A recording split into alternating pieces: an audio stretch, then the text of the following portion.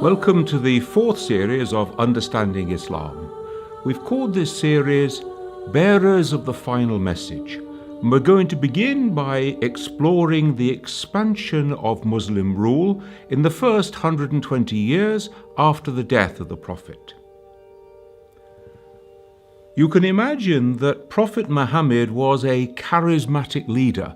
He attracted people to follow him so that they just wanted to be in his company. He succeeded in doing something that wasn't done before, that is to unite the Bedouin clans, to unite the Arabs of the peninsula, and to bring them under one banner and under one leader. Now, by the time that he died, he had most of the lower part of the Arabian Peninsula either under his direct control, or he'd made treaties with the various different clans of the interior. It's clear, though, that he didn't think of himself as just being someone who was sent to the people of the Arabian Peninsula, to the people of Mecca and Medina. He saw himself as being part of the Hebrew line of prophets. He knew that his community were in an intimate relationship with the Christians. We know, for example, that when they were being persecuted in Mecca, he sent quite a significant proportion of his community to take refuge with the Christian leader of Abyssinia. We know also that he orientated his community toward Jerusalem for prayer during the time in Mecca and for the first 16 months in Medina. We know also that toward the end of his life, the Prophet was dictating letters that should be sent to the people of the various groups who were in power around the world at that time. So he wrote to the Byzantines, to the Persians, and he said to them, "I am the Prophet of God, I am the bearer of the final message, embrace Islam." And so there is this character then to the life and teaching of the Prophet, which sees itself as being involved much more widely than just the Arabian Peninsula. We know that just before his death, he'd actually dispatched an army to go and work toward Syria. So that was clearly part of his own goal. This is part of God's blessing. As the bearer of the final message, Muslims will see that God blesses them with military victory, with economic power, both in this world and in the next. And therefore expansion was part of the religious political system. Now, not surprisingly, after the Prophet died, there were some of the Bedouin clans who said, the treaties are now cancelled, the deal is off, and they rebelled against the leadership of the Muslim community of Medina. Now, that is an act of treason, but in order to do it, they said, we're no longer Muslims. That is a religious act, that is apostasy. And so we can see the linking together of treason, politics, and apostasy, a religious act. And the first caliph, Abu Bakr, put them under threat from the army to reverse that decision and to come back on board. Now, how do you reverse it? Well, you make a religious act, you reconvert to the ways of Islam, and this then is your political act undoing your treason. Now, not surprisingly then, treason, apostasy, these two things get linked in Islamic law and in Islamic history. And the Qur'an actually speaks about two forms of apostasy. There is what we can call simple apostasy. Somebody decides that they're no longer going to walk in the way of Islam. And then there's another form of apostasy, this we can call compounded apostasy. When you compound your apostasy by treason, by open attack upon the Muslim community, by vilification of the Qur'an and of the Prophet, and by encouraging other people to do the same thing. Now, this compounded apostasy then can carry the death penalty. When Islamic law was codified and written down, Islam was a political entity. Therefore, apostasy meant going over to the enemy. So we can see that in the written code of the Sharia, then apostasy becomes punished by the death penalty. It's only really in the last few decades, where so many Muslims are living as minorities in non-Muslim lands, that some Muslim scholars have reconsidered this question, and they can see that actually we need to think also about simple apostasy also. I decide I'm no longer going to follow the way of Islam. That's not accountable to the human court, but it is of course accountable to God on the Day of Judgment. We see then this religious political expansion of Muslim rule. Now, at the first major battle in 624 between the Meccans and the Muslims of Medina, we're told in the Qur'an that angels came to fight on the side of the Muslims so that they would secure victory. Therefore, this was seen to be the work of God, and so securing victory in battle was through the blessing of God. The Muslims were the tools, the handwork of God, actually establishing Muslim rule on earth. And we see the Prophet dies in 632, and then the Muslim armies expand up through the Arabian Peninsula, so that Damascus, Syria, comes under Muslim rule from 637. Jerusalem comes under Muslim rule in 637. Now, Jerusalem, you remember, is very important in Muslim understanding. It is the third of the two most holy cities of Islam.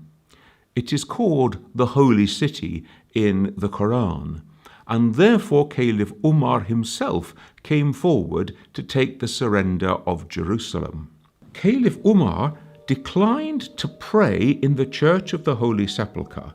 Instead, he went out to offer his prayers in a piece of waste ground that was nearby. That waste ground turned out to be the Temple Mount, the place where the old Jewish temple had stood before it was destroyed by the Romans in the year 70. And it was there that he prayed. Now, under the time of the Christians in Jerusalem, that piece of ground had become a rubbish dump. So what the Caliph was doing in going to pray there was showing respect for the Christian holy places of the Church of the Holy Sepulchre, for example. Unfortunately, as we know with the eyes of history, he was also praying on the Temple Mount, and therefore the Al-Aqsa Mosque, which is built traditionally in the place at which he prayed, is built on the Temple Mount, as is the Dome of the Rock. Once they had reached the Mediterranean coast, then the Muslim armies started to expand, first of all to the west. So the great Egyptian seaport of Alexandria comes under Muslim rule by 642, and then to the east, also down into Iraq, so that Iraq comes under Muslim rule from 641. And then we get a further expansion to the east. Persia, the first non-Arab country to come under Islamic rule, comes under the rule of the Islamic Empire in 650, and that is the end of the Seleucid Empire. So we can see now that within a dozen years after the death of the Prophet, we can see that the Islamic rule has spread from Alexandria all the way to the borders of the Punjab. The first ruling dynasty of Islam were the Umayyads. Now, the Umayyads actually are descended from one of the arch rivals of the Prophet in Mecca. He was himself a late convert to Islam. They are, if you like, part of the old Meccan aristocracy. And once they take power, really from 661, after the death of Caliph Ali, the fourth of the rightly guided caliphs, Imam Ali of the Shia tradition, then Damascus becomes their headquarters, and that becomes the center of what we can now call the Umayyad Caliphate or the Umayyad Empire. Now, Damascus was a center of high culture and high learning. It was the administrative center of the Byzantine Empire in Syria, and therefore the administrators there were Jews and Christians. And the Umayyads basically just kept them on, and they gave them new instructions, the collection of Islamic taxes, for example, but the administration remained in the hands of those Jewish and Christian administrators, and therefore it remained in Greek. Now, the Umayyads wanted to keep the power within their own hands. There is a saying attributed to one of the first generation of Umayyad leaders, "Now that you have got power, be like boys with a ball. Pass it around amongst yourselves."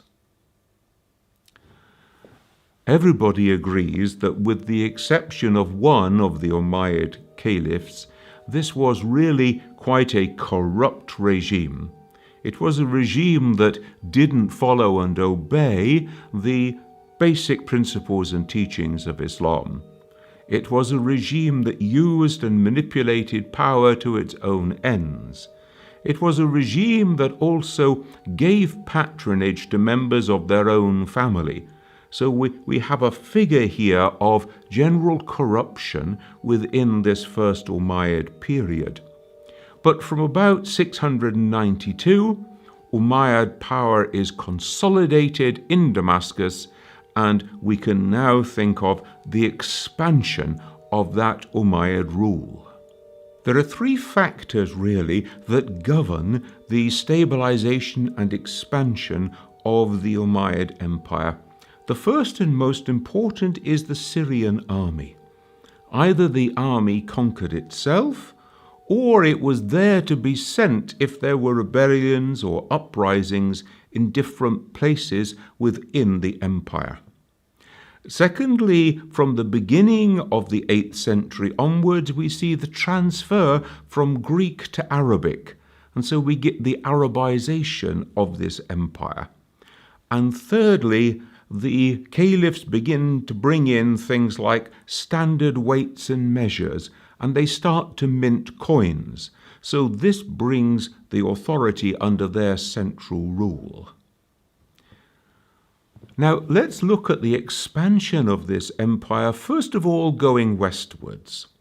And we know that Islamic rule spreads along the Maghreb through what we would today call Egypt, Libya, Tunisia, Algeria, Morocco, and it reaches Morocco in about the year 710.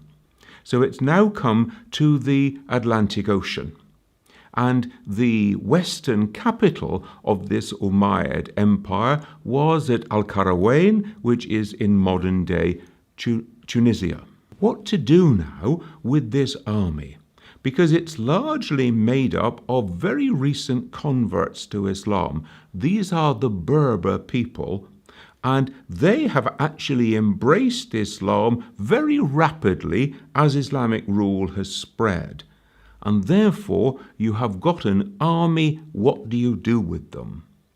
Well, in the year 711, one of the Berber generals, a man called Tariq, took his army and crossed to Spain. The place that we today call Gibraltar, actually in Arabic is Jabal Tariq, the mountain, the Jabal of Tariq. And from 711, within 3 years, they had spread up through the Iberian Peninsula, all except the top northwest corner, until they had reached the Pyrenees by 714. For a period of time, about 50 years, there was a Muslim community over the Pyrenees in southwest France, with its capital at Narbonne. And during this period of time, we see Muslim raiding parties coming up through France to Toulouse, for example, and then in 732 they meet Charles Martel, the grandfather of Charlemagne, at Poitiers.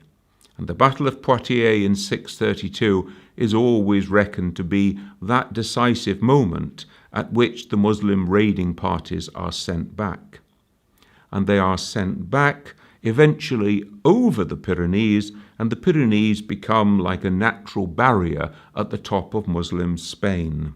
The capital then is located in Cordoba until 1031, and at this time we begin to see the Christians from the northwest of Spain pushing down against the Muslim forces, and you get a period of a couple of hundred years in which the borders go to and fro, north to south, but eventually by the year 1238, the Muslim rule in Spain is just located in the Kingdom of Granada, on the very southernmost tip, and that remains the Muslim kingdom in Spain until the year 1492, which is the fall of the Kingdom of Spain, and that is the end of Muslim rule in Spain.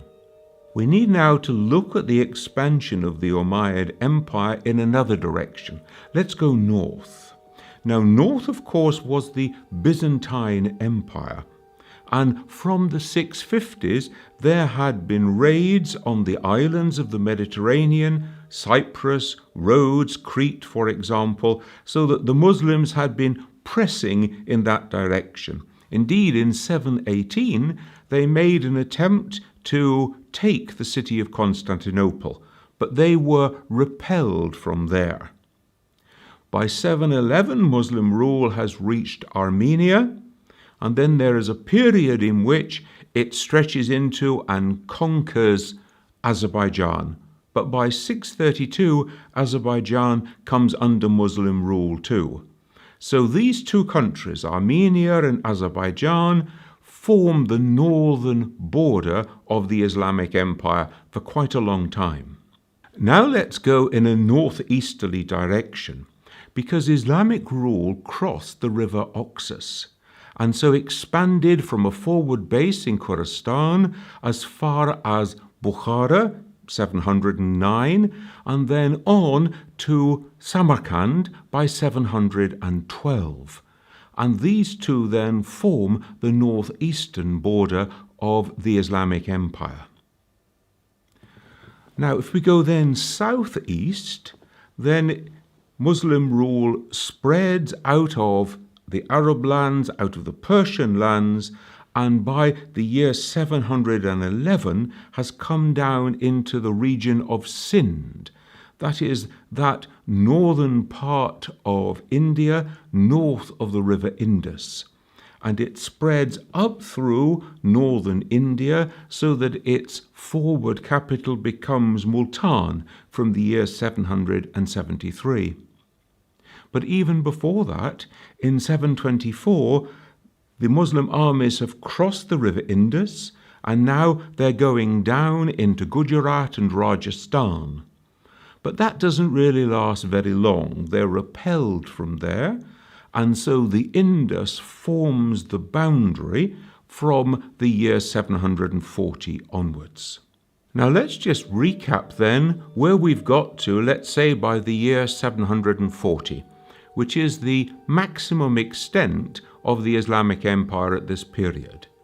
So in the west, from the Pyrenees and Spain down to Morocco, all the way along the coast of North Africa, through Egypt, down through the Arabian Peninsula, through Syria, on into Azerbaijan and Armenia in the northeast, and then across the river Oxus as far as Bukhara and Samarkand, and then southeast down through Persia, down to the River Indus in India. So into the Punjab, we can say. So this is a huge expansion in a period of only about 120 years after the death of the Prophet. And this expansion is through force of arms. It is an expansion which you could not possibly control from one centralized authority in Damascus. And therefore what happens is that we get the building of small chieftains, small empires within this larger empire, people who take over control in various parts. The role of the central Umayyad Caliphate is first of all to gather taxes. So it's a revenue generating center. Secondly, it's to disperse land which is newly conquered amongst the Muslim peoples. And thirdly, it's to have the Syrian army there ready to go in and put down any rebellions that occur. Now, the problem with local chiefs is that it opens its way for even more corruption, because you've got a situation in which you have local patronage, my brother's family must have a share out of this, and so on. And so we see within this initial Umayyad Empire various levels of corruption. We see a lack of a truly Islamic nature and way of life. We see some people drinking alcohol, being promiscuous in their relationships, not being fair and honest in their dealings, in their handling of money, and so on. We see a situation in which people abuse power to their own ends.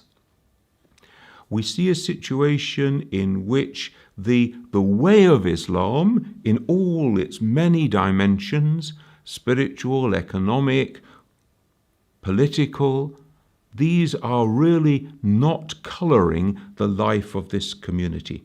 And some people take exception to this. Some people say this is not the way that it should be in an Islamic empire.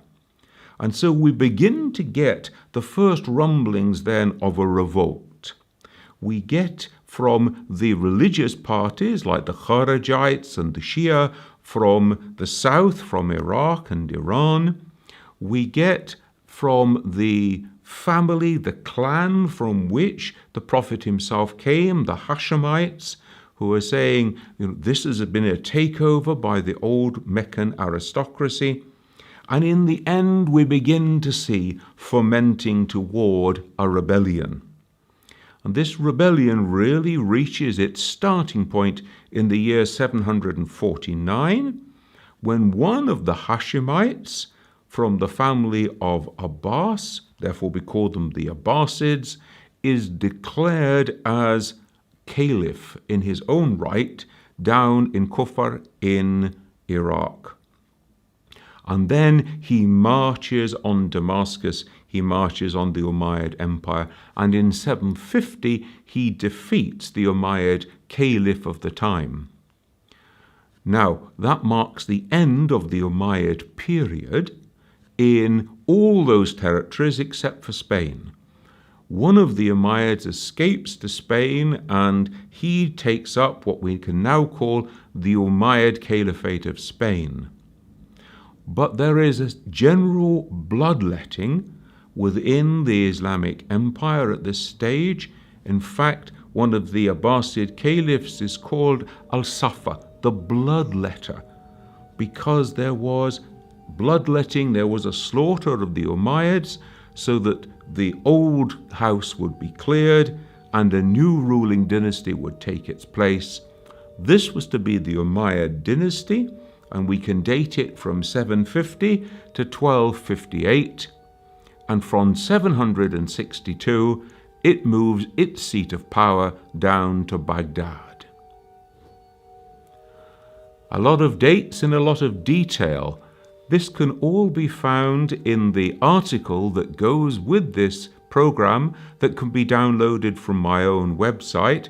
Remember that if you've missed any of the first 3 series, they're all available on the on-demand section of the Ahlulbayt TV website.